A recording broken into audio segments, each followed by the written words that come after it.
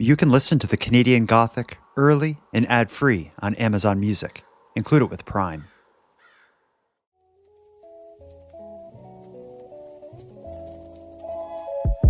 You are listening to Keep Canada Weird.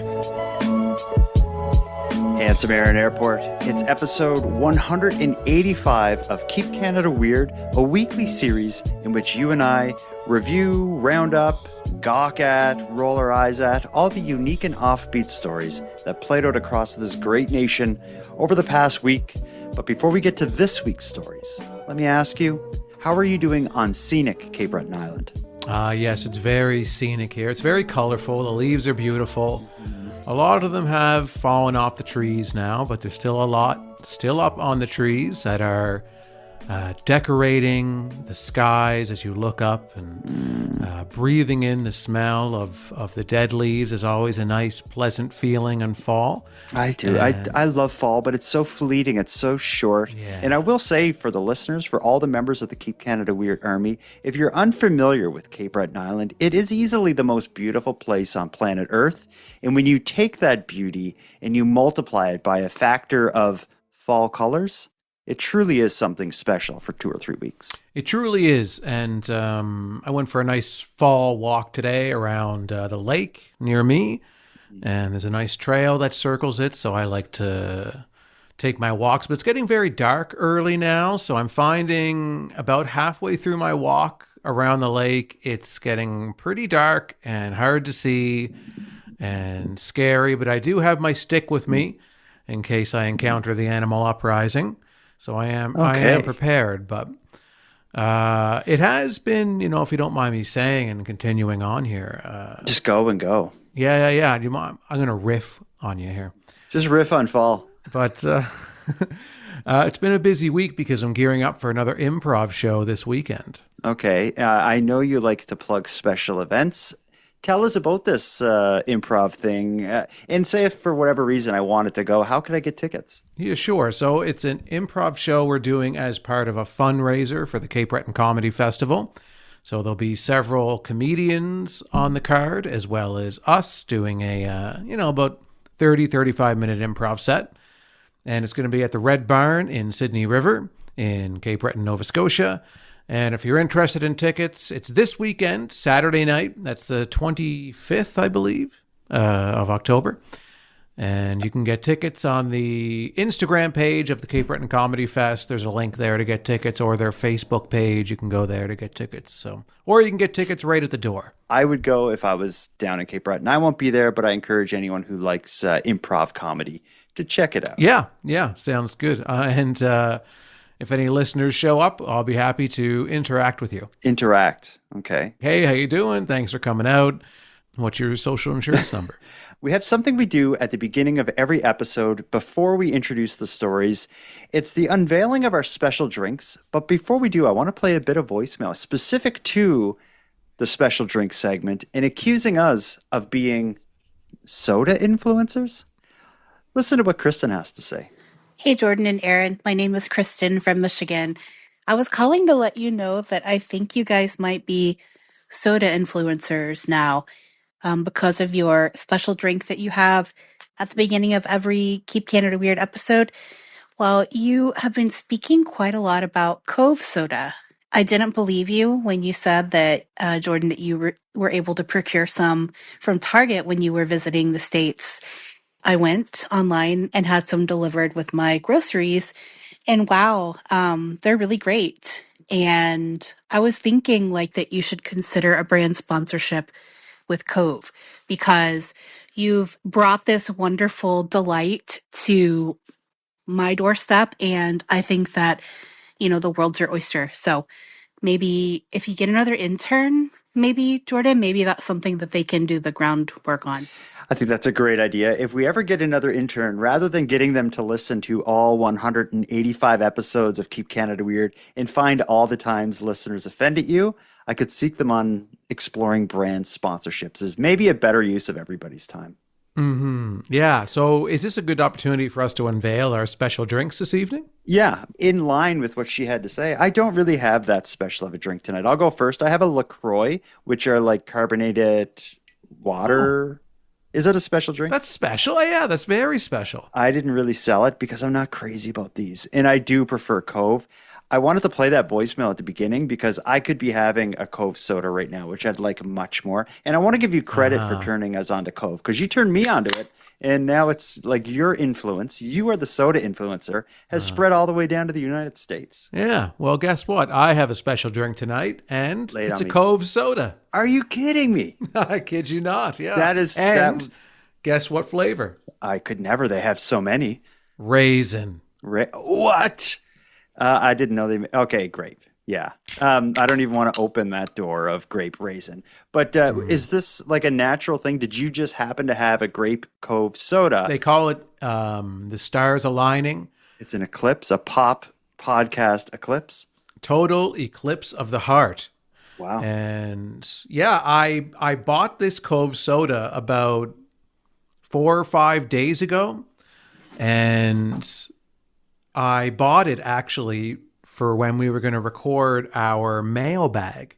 Okay. And then I remembered that we don't really do special drinks on the mailbag. So instead, I ended up having a beer on the mailbag and not talking about it. And I was like, I'll save that Cove soda for when I record the regular podcast episode. Yeah. Good plug for anyone who's not listening on the Canadian Gothic Premium feed or the standalone Keep Canada Weird podcast feed. We just released our bonus episode, which is the 9th volume in our mailbag series, where we share all the voicemails that didn't make it to the weekly Weird News Roundups. That's available now on the Canadian Gothic Premium feed and the Keep Canada Weird feed. We both have our special drinks, so we're ready to get into it. First story of the night is about Halloween. It's a little bit spooky, but it's not really what you would think. Halloween is here, but the real fright this year is not ghosts or goblins. It's the price of candy. A new report says Canadians will spend up to 20% more on Halloween treats this year than they did last year. And I think we had a similar stats and covered a similar story last year. So things are getting bad quick. Let's listen to a quick news story, then we'll talk about the spooky prices on Halloween candy. Creepy costumes may not be the scariest sight this Halloween. Chocolate's skyrocketing. Candy costs are soaring to haunting heights. According to a report from the Agri-Food Analytics Lab, Canadians are spending 10 to 20% more on treats this year. And experts say the trick is shrinkflation. Products get smaller without the price going up. So it's a way of hiding price increases. Mike Von Masso is a food economist at the University of Guelph. He says cocoa and sugar prices are on the rise, and consumers are on the hook. Anything that has chocolate in it is getting more expensive, and the price of sugar has gone up. Part of that was driven by U.S. tariffs on other countries and Canadian retaliatory tariffs on the U.S. For this shopper, the sticker spook is nothing new. It's got to the point where last year I wasn't even going to have Halloween. She says she still wants to hand out treats, so she made a switch. I purchase now is only chips. Halloween to me is precious and I want to protect it. The thought that like this, trade war mixed with inflation and everything else may hamper my Halloween celebration. The shopper we heard at the end of the clip had what seemed to be the easiest solution. If the price of chocolate is just high, just buy other stuff. There's many other great treats to give, like a can of pop, a juice bag, chips. Everybody likes getting chips, or even just gummy bears. I know, or gummy candy. That's what my kids are crazy about. But let me ask you, Aaron, did you find yourself spending more money than you expected this Halloween for your trick-or-treat treats? Well, no, because in the place where I live now, I don't get any trick-or-treaters. Oh my gosh. I say this all the time, I'm sure, on the show for people who listen. Every Halloween special, I probably mention it. I live in an area where there are tons of kids. Last year, I think I was about 120. So it's not cheap to buy for that many kids. Just to buy, like what I'm doing this year is I'm giving one small bag of chips and 2 small little chocolate bars. So to buy that much for 120-ish kids, I'm sure it cost me close to $100. I'm happy to pay it because my kids are like bandits, and we're going to come home with like a garbage bag full of stuff we pilfer from the neighbors. But it is an expense, and I'm sure that more people this year, given the state of I'm gesturing broadly at everything in the world. Given the state of all of that stuff, there's probably a lot of people who just can't take part in trick-or-treating this year, and that sucks. I agree. It's really unfortunate, and even I will purchase some Halloween candy this year because every year, no matter what, whether I get trick-or-treaters or not, I still purchase some Halloween candy for me to eat on Halloween night, watch a scary movie, kind of do the whole thing. Because my favorite part, well, my second favorite part, aside from handing out treats when I did get trick-or-treaters at my old place, but my other favorite thing to do was to buy too much candy all of the time to make sure I had a lot left over, and then that night I would just lay on the couch and gorge on Halloween candy and then watch a Halloween movie and then go to bed with a lot of regret in my stomach and my mind and my heart. I'm looking forward to it. I've never intentionally done the buy too much stuff, but maybe that's because I can kind of count on my kids. They're like militant. Like as soon as it's trick-or-treating time, we're like out the door running house to house, and they go right to the bitter end. They bring it all home and they sort it, like they have all their chips in one area and they're trading, and it gets quite intense. But of course, I charge pretty heavy daddy tax is what I call it. Pretty heavy parent tax is what I call it. Yeah, parent tax is much better than daddy tax. Pretty. But I'm going to fatten up this year. But anyway, it's we don't need to spend that much time on Halloween, but I am excited, and I encourage everyone out there to do what you can to take part and make it special. And if you don't get trick-or-treaters, like Aaron said, just buy a little for yourself and sit down and watch something spooky. We don't have Halloween stories all night tonight. This is kind of the only one. We do have a cemetery story later. But let's take our first break. When we get back, we have a duo of what I call WTF stories, which are just the weird, wild, and unexpected stuff from Canadian media. One of them is going to be the latest bizarre TikTok social media trend. We'll get to it after our first short break.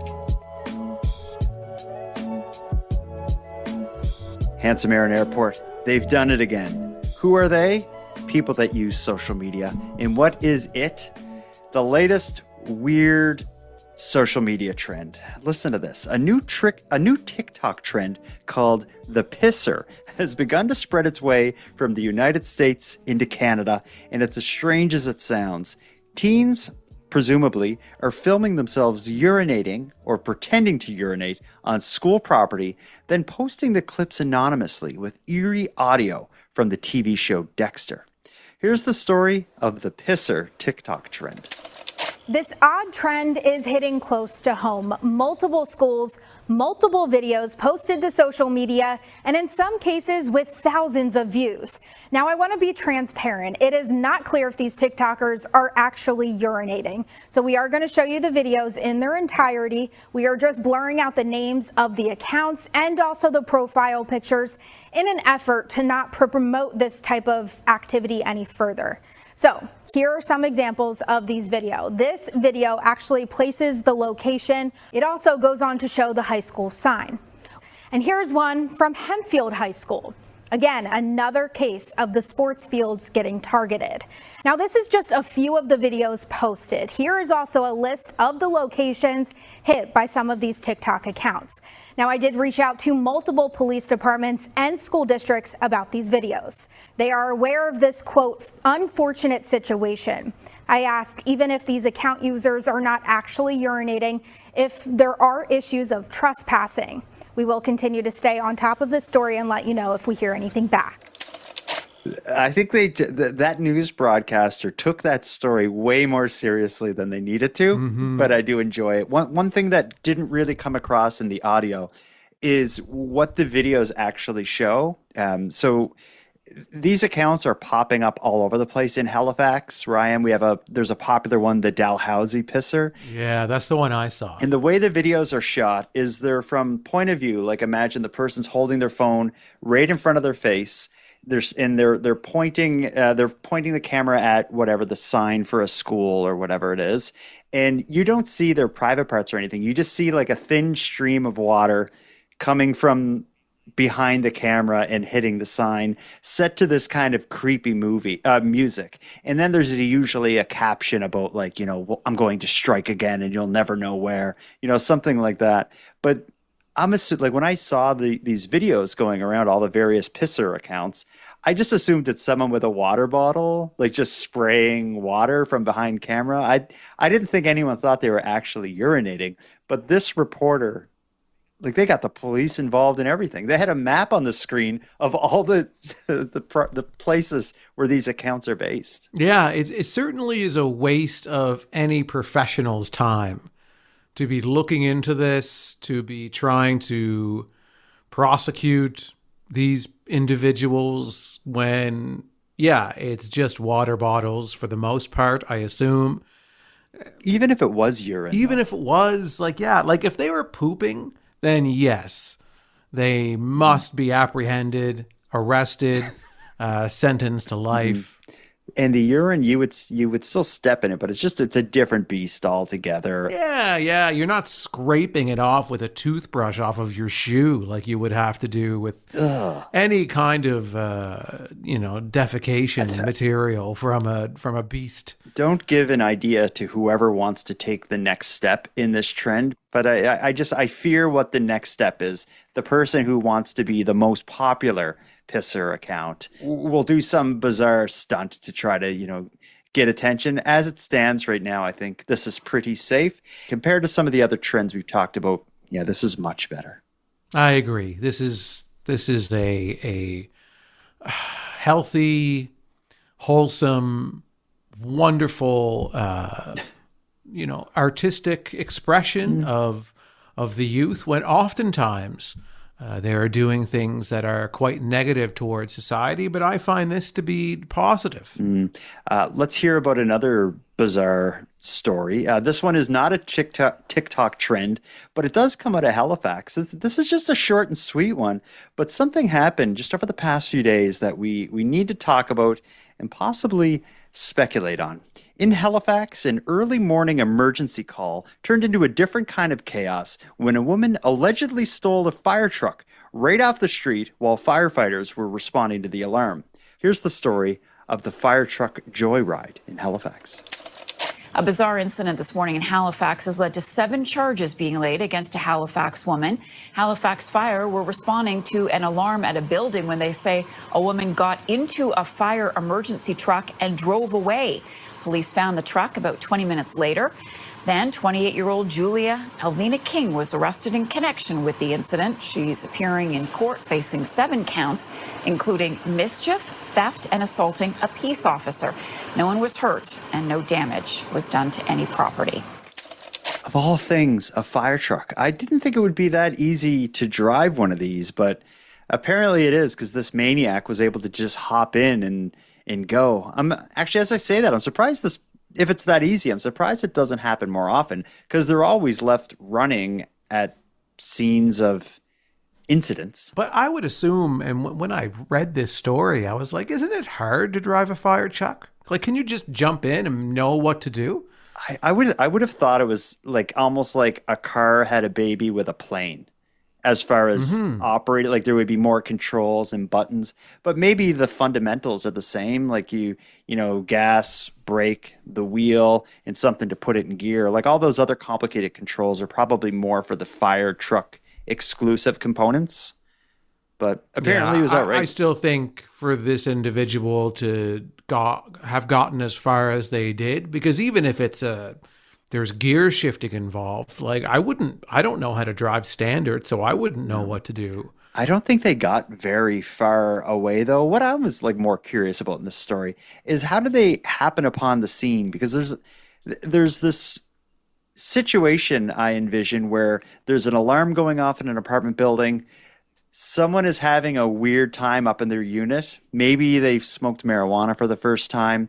The building is evacuated. Somehow that person ends up in front of the building with the decision to hop in the fire truck that's responding, and they just go until they become arrested, until they find themselves arrested. And this person is in serious trouble. If you look at the list of charges, assault of a police officer, mischief endangering life, operation of a conveyance while impaired, failure or refusal to comply with the demand of testing, theft over $5,000, and possession of property obtained by crime over $5,000.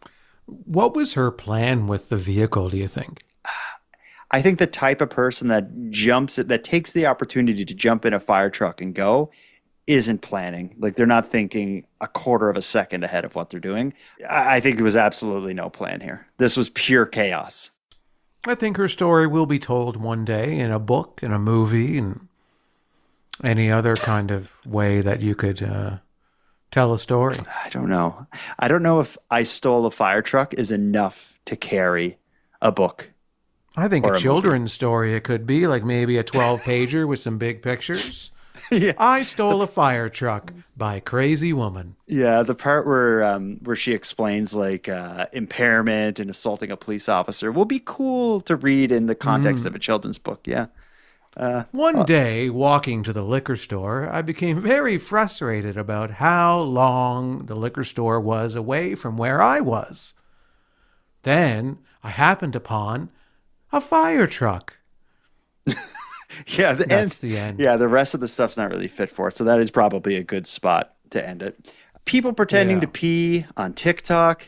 This woman stealing a fire truck. Weird news, but this next story, the last story in our What the F segment, may be the weirdest, and it involves animals. This one I don't have a news clip. The media has been silent on this, as they usually are in events related to the animal uprising.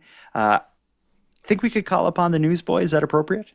The newsboy. Oh, he's very busy this time of year. There's a lot going on in the world. Okay. I can give him a call and see if he wants to do it. Yeah, do it. Okay, I'll do that right now. Extra, extra, read all about it. Turtle Lake woman survives bizarre flying fish collision. There are a lot of things that could smash your windshield in Saskatchewan. A stray golf ball, a bit of gravel, maybe even an unlucky low-flying songbird. But there are also hazards you would never expect, like a fish falling from the sky. But that's exactly what happened to Marie Ahlstrom as she drove home near Turtle Lake, about 200 kilometers northwest of Saskatoon. When her windshield unexpectedly shattered, she initially thought a rock hit the car until she noticed the blood. Later at home, she and her husband found the culprit, a smashed-up fish, as evident by the segment of scales left behind. Ugh. As strange as it sounds, this wasn't the first time a fish has fallen around Turtle Lake. Locals say osprey sometimes drop their catch when it's too heavy to carry. Dropped fish have been found in blocked roof drains, rotting in trees, and in one recent case, at the scene of a fire investigation. A dropped fish colliding with a power line was determined to be the cause of a wildfire. Ahlstrom, for her part, is keeping it light. I don't know if it was wildlife, an act of God, or something altogether different, but something dropped that fish and scared the heck out of me. Mm-hmm. And that is very similar to the story that it references in that article related to the wildfire. We covered the story in Saskatchewan, I believe it was Saskatchewan, where a wildfire on the side of the highway was investigated and the cause was determined to be like a fish being dropped from a bird and hitting the power line. So this is like, I guess this is a common thing in that part of Canada. I've never heard of that here on the East Coast, the birds flying with fish and dropping them. In this case, on a car, that could have killed somebody. It totally could have killed somebody by the sounds of it. To smash through a windshield like that. And imagine if you were just strolling along and got hit with that in the head. This is classic animal uprising. It's basically the osprey, the birds are testing out what they have to offer, what they bring to the table for the uprising. And it's just another sign of what's to come. Yeah, it's kind of a test run. And it seems like so many animals have this one little way that they can wreak havoc upon people. With osprey and fish working together, clearly it's just kind of like fish bombing cars, power lines, infrastructure. You know, if every animal can do their thing, their unique ability to wreak havoc on society. If they all did it at the same time, yeah, it wouldn't take much more than a day for this whole switch to flip. Yeah, I agree. With all those fish And falling from the sky, I mean, that's enough to send us all running into our bunkers, and then the animals just take over what's above. The thought of like a dropped fish clogging your roof drain is pretty disturbing. Yeah, yeah. Well, a dropped fish anywhere because they rot and stink, right? Birds here on the East Coast, like when I think of the bird dropping something and causing trouble, I'm thinking of when the birds poop on people's heads, because that does happen. I'm sure everybody on the East Coast either has or knows someone who's been affected by like bird poop falling on them. When I was a kid, my family was going into the mall, the Mayflower Mall in Cape Breton, and my little sister got pooped on, landed right in her hair by like a seagull. And seagulls are big birds, so that was pretty disgusting. So let me ask you, Aaron, would you rather the bird poop on you or drop a dead fish on you? I'll take the poop because it sounds like the fish could cave in my skull. So I was pooped on by a bird. And where at? I where was at on your body first? On my head, yeah, on the top of my head. Did you have a hat on? No.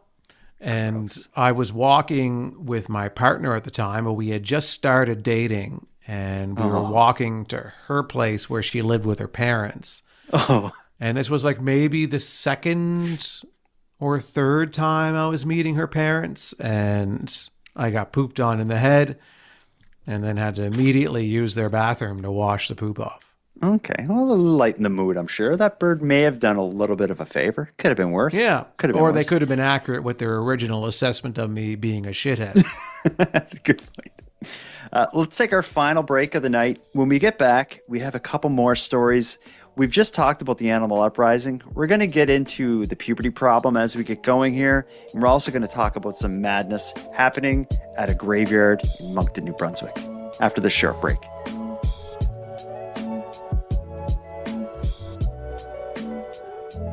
Handsome Aaron Airport. This isn't a Halloween story, but it does involve a graveyard.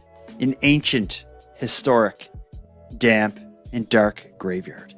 Families in Moncton are heartbroken after vandals toppled more than 40 headstones at the historic Elmwood Cemetery. The act damaged graves dating back to the 1800s and left families angry and confused. Here's the story about cemetery vandalism in Moncton, New Brunswick. Row upon row, loved ones rest. But the headstones that mark their place have been disturbed. More than 40 toppled in one night. I think it's disgusting that someone would come in here and purposefully knock over headstones. The damage seems random, spread across the Elmwood Cemetery, which holds Moncton's history, and Steve Campbell's great-great-grandfather who died in 1874. His name was Daniel McLaren. He was a pharmacist here in Moncton. His monument was pushed and is now cracked. It's sad to see that happen, and anyway, we'll fix it. Jill Maillet's parents' headstone wasn't knocked over, but seeing what was is upsetting. It's malicious, and it's, these people are, you hope to rest in peace, and they come and do that. It doesn't make sense. Staff here managed to put 10 of these toppled headstones back in place, but others are cracked, broken, or so heavy, more help is needed.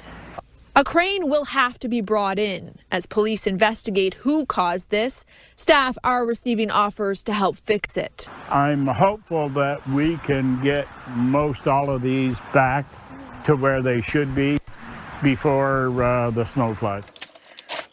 Are we finding a bit of a trend here? Like, this is our second vandalism of a graveyard story in as many weeks. In our prior episode 184, we heard about the graveyard that had some trees chopped down by a maniac with a chainsaw. Here we are now on the other side of the country with a group of people, I'm assuming a group of people, knocking over 40 plus historic gravestones. I hate to hear that. No, and this to me reeks of the puberty problem. You're suspecting teenagers And I'm agreeing with you. I can't see any other reason. I don't think the teenagers were behind the chainsaw incident. That was the work of an adult. No. This is the work of a teenager. It's unplanned, it's spontaneous, and it's just lashing out at society in general, not a specific person. Yeah. And this type of a crime, this type of vandalism comes with so much risk. And it's not just what implications there are to the community, to the families that have loved ones buried there, but it's also the fact that you're definitely going to be haunted for the rest of your life by this thing. Like, ghosts are coming for you now. Like, it's one thing to piss off living people, but then to piss off ghosts where none of the rules of earthly rules that we follow apply. Like, this is crazy. Right. What are you thinking? You're getting involved in something that you don't understand and that you can't fight back against. We'll get into this deeper when we do our Halloween special, probably next week. But are you a believer in ghosts? I am a believer in leftover energy that can kind of meander about in our dimension. And do you think this leftover energy could follow you home from knocking over headstones if it was pissed off enough? I think energy works in mysterious ways, man. I wouldn't roll the dice with it. I wouldn't mess with a graveyard. I wouldn't mess with a church. Yeah. Of any religion or whatever. I'm not taking chances with this why stuff. Risk it? Just go knock something else over. Like, go to the bank and knock something over. Go pretend to piss on stuff and make a TikTok video. Yeah, that's funny, and we all love watching it. I have something interesting here to kind of chase that story with. It seems like both of us agree this is related to the puberty problem. It was likely a group of teenagers responsible for the attack on the Moncton graveyard. We got a voicemail from a teenager who wants to, I think, just kind of shout at us. Not us specifically, shout at us as in adults of the world. I got a voicemail from someone named Bruin who identifies as a member of the puberty problem. Now, what would be the word? Who identifies as a member of the group responsible for the puberty problem. Is that the right way to say that? Who identifies as, I'm trying to say this guy's a teenager. There, you just said it. Okay, here's what Bruin has to say. Hey, my name's Bruin, and you might remember me from a few seasons back. I was in the Nicky 9 door, and I was just wondering, you guys are always yelling at us for being on our devices and stuff like tablets and computers, and then when we finally go outside, like, you yell at us for that. So, what would you like us to do? And, like, get a hobby, all right? See ya. So, I don't think Bruin's addressing us specifically, you and I specifically. Okay, yeah. Because we don't yell at the teenagers. I think we try to understand them and look at ways to, I guess, reduce the harm they cause themselves and others. I think who Bruin is raging against are the people who directly oppose the teenagers, the people who are out on their front lawns shaking their fists. You and I, Handsome Aaron Airport, are smart enough to just turn around and go inside. Yeah. We don't, like how we recommend that teenagers don't mess around with graveyards. We don't mess around with teenagers because we know that they're going to come right back at us and torment us for the rest of our lives and call us fatty, fat, and whatever else they can think of. Like a ghost in a graveyard, the teenager will follow you home and screw with you and your house and your stuff. Yeah, they will haunt you to your grave. Yeah. I'm happy that Bruin spoke out, though. And yeah, as he said there, that was his second time calling in. That's right. Yeah. And he was certainly aggressive. I'd say that. I see why he is probably a high-ranking member of the puberty problem. Yeah, he would fit right in there. Yeah, because he had that bite to him. And yeah, I was kind of getting a little nervous listening to it. Like, he's the kind of kid where you would say, like, quit it, Bruin, stop doing that. And then as you walked away, you just get smoked in the back of the head with a snowball. Yeah. Bruin definitely. And you turn back and Bruin's running and yelling like, "Screw you!" Yeah, up yours, old man airport. I'm happy to have all walks of life listening. Yeah. From the elderly to the teenagers. Mm-hmm. And I wouldn't dare ban Bruin from the show because I know what consequences there would be for that. It's also, he may be our only glimpse into that demographic that we normally can't interact with. Are you suggesting some espionage? We could go undercover. We have Bruin infiltrate the puberty problem, be our mole. While Bruin is working away, let's go to our final story of the night. This one's a doozy. I'm just going to say up front, this may be my favorite story. Much like how the news reporter took the TikTok trend of the pissers very seriously, this is the news just really taking a guy's jacket really seriously. At Kitchener, Ontario's Oktoberfest, one man's night of dancing turned sour when his sentimental denim jacket disappeared. But just 2 days later, it reappeared as mysteriously as it had disappeared. Here's the story of Kaz Zimmerman's ugly but special jacket he momentarily thought he had lost. These patches here are FC Bayern Munich patches, but very, very old. It's a German soccer tradition. And my brother, who lives in Germany now, they're big Schalke supporters, so that's why I have this patch. A denim jacket filled with the patches of your club and a few other personal flourishes. This is the city crest for Munich. And I love beer. For Kaz Zimmerman, who was born in Germany but moved to Canada as a child, it's a piece of clothing that binds him to his home. A lot of sentimental value, a little bit personalized at the back. It's got Kaz along the back. Some beer patches, because we enjoy a beer every now and then. Saturday night, while celebrating his German heritage at the Concordia Club, Kaz says his beloved jacket went missing. And I'm going to take this jacket off. I'm going to lay it on the table because I'm starting to get hot, whatever. Half hour goes by, maybe someone says to me, "Where's your jacket, Kaz?" I'm like, "It should be right there," and it's gone. And then my heart just dropped. With the help of his friends and social media, Kaz got the word out quickly. Didn't sleep very much, got up at 6, made a social media post, and I think the post just went viral. All my friends shared it. The Concordia Club says after a night of festing, it's not unusual for a few items to be misplaced. Keys, sometimes phones, sometimes wallets. There is a lot of clothing. After 48 hours of missing in action, the jacket returned. And Monday, just about 6 p.m., it ended up on the Shanky desk outside the restaurant. No questions asked. Not harboring any ill will, Kaz says he is just happy to have it back. Well, whoever the person is that returned it, I thank you very much, and it was the right thing you did.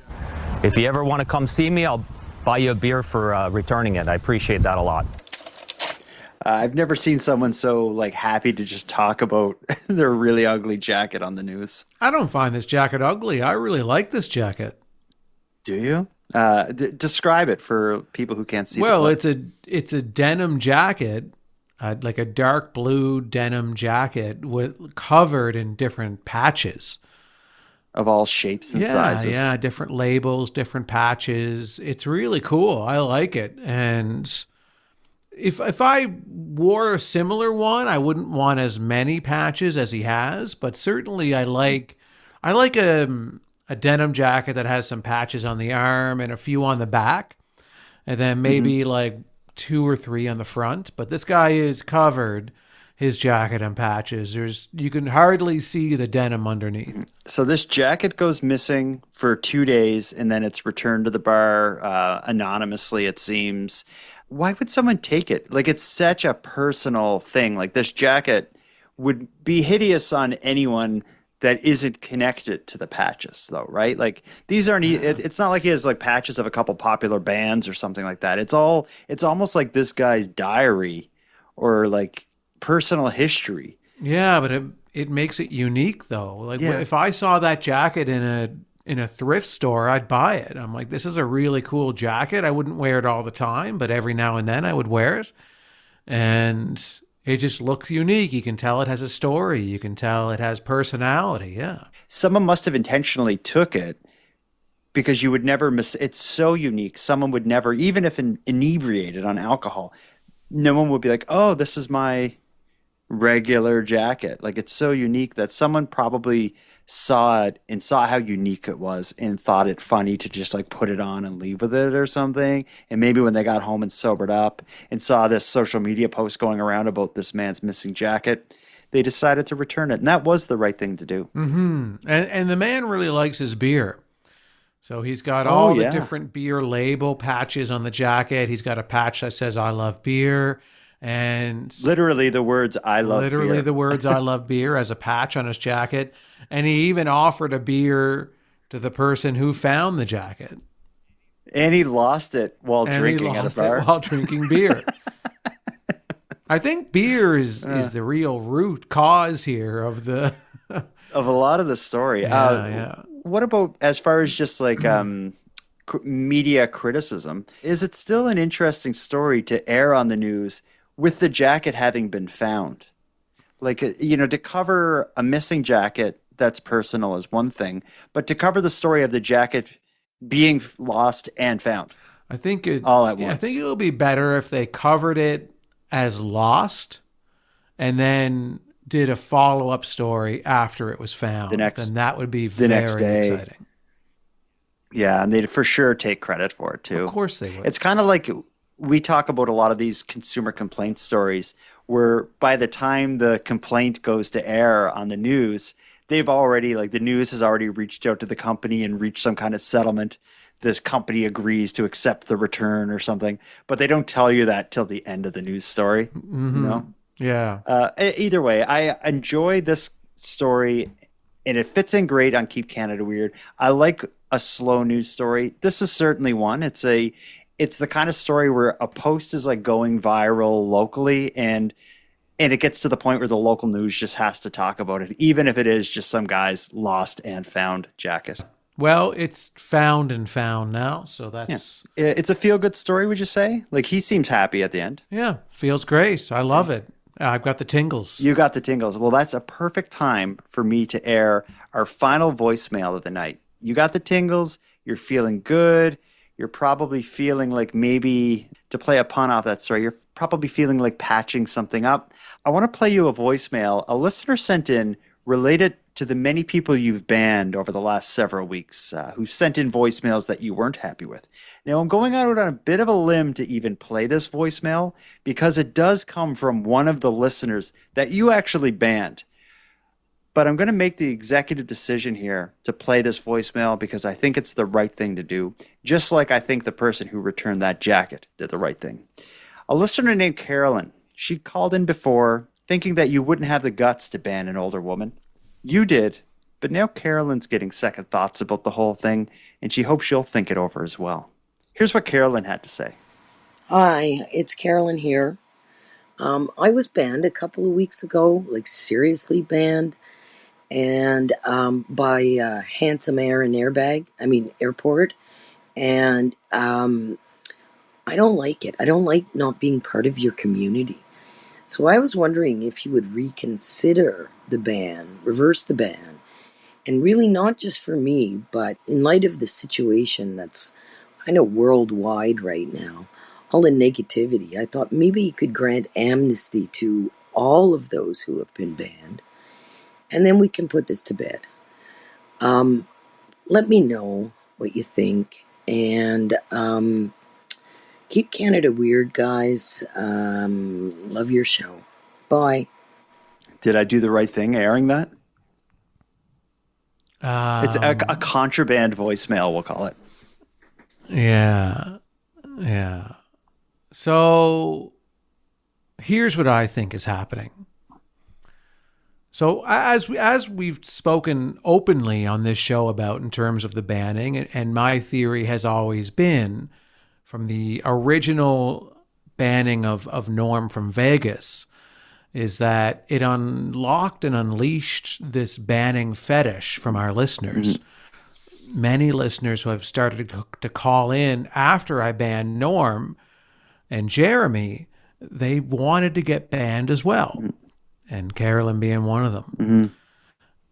And So she called in. She got what she wanted. And she got what she wanted. She got banned by a younger man.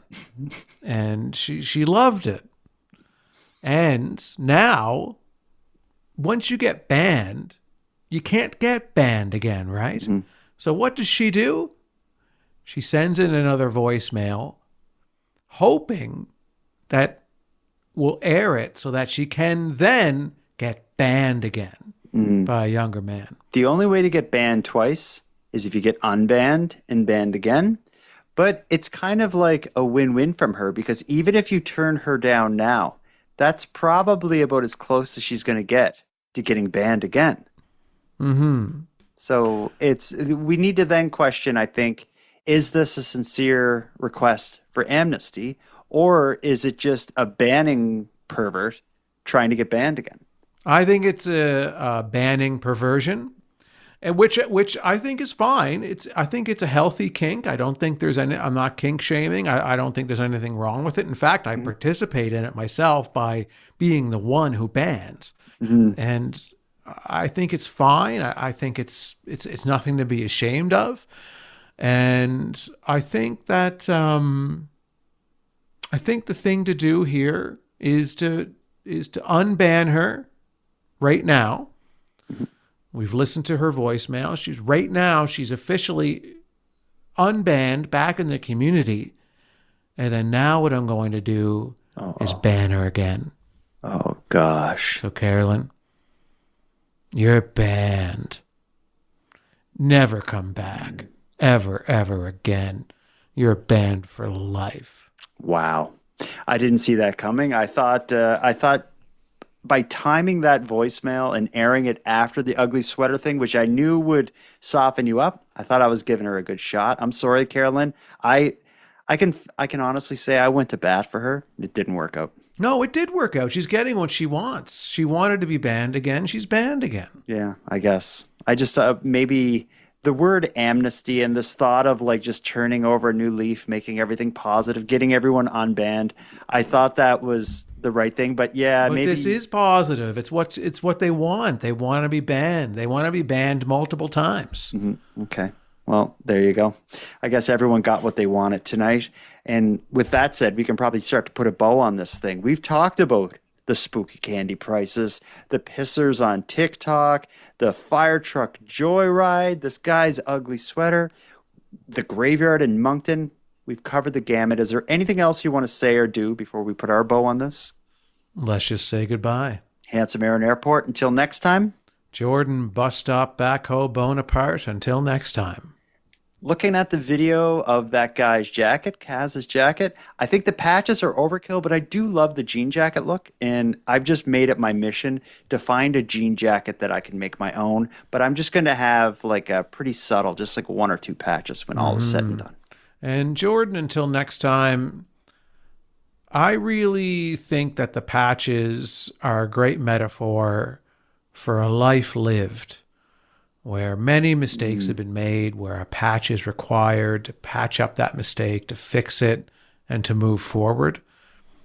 And I'm glad you and I have put the patches on our relationship to keep it strong and healthy and moving in the right direction. And I just look forward to sewing on more patches with you. Yeah, I think we got a long, bright future of sewing patches together. And soon our jacket of life will be hideous and stolen as well.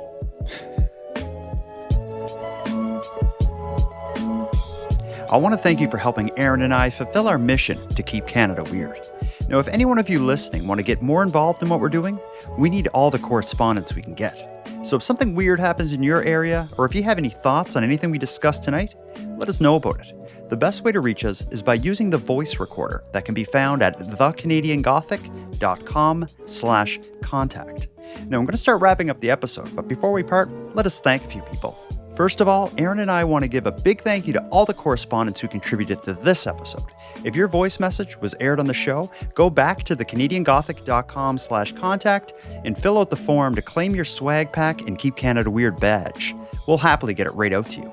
Next, a big shout out to Unicole for the intro and outro voiceovers, and Monty Data, who provides the outro version of O Canada that you're about to hear. And then lastly, but most importantly, we have a massive thank you to every one of you listening, as without your interest and your support, this work would be impossible. And for any one of you out there who want to support the show financially and get more out of the show at the same time, please consider the premium feed. A premium feed subscription costs just a couple bucks a month, and that money will fund the creation of new episodes. But the premium feed will also give you those episodes early, give them to you ad-free, and give you access to a full back catalog of Keep Canada Weird episodes and bonuses. You can go premium at thecanadiangothic.com/subscribe. And even if the premium feed isn't for you, you can still support the show by simply sharing episodes on social media. That's free, and it's a big help. So until next time, take care of each other, hug your loved ones tight, and please keep Canada weird. And keep Canada weird. Please keep Canada weird. And now to our viewers and listeners everywhere. Good night. This is your North Vancouver animal correspondent and pet care specialist.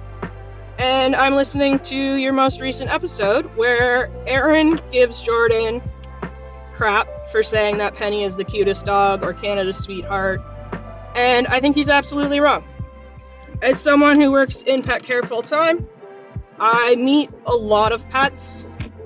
And I can confidently say that when people tell me that their pet is the cutest, the smartest, the funniest, whatever it is, they're absolutely correct. Every single one of them. If you are looking at that sweet, precious little creature sitting at your feet that is looking up at you with all the love in the world, or sometimes all the disdain in the world, and you have that thought in that moment that is genuinely, I love you so much, I think you're the cutest thing ever, that is a totally valid thought and feeling, and you are 100% correct to say it. And because if Ken Tiggs has never heard it, I would like him to know that I think he is the best, most handsomest, silliest, most regal cat that has ever existed in all of Canada. So, keep loving your pets unconditionally and fully.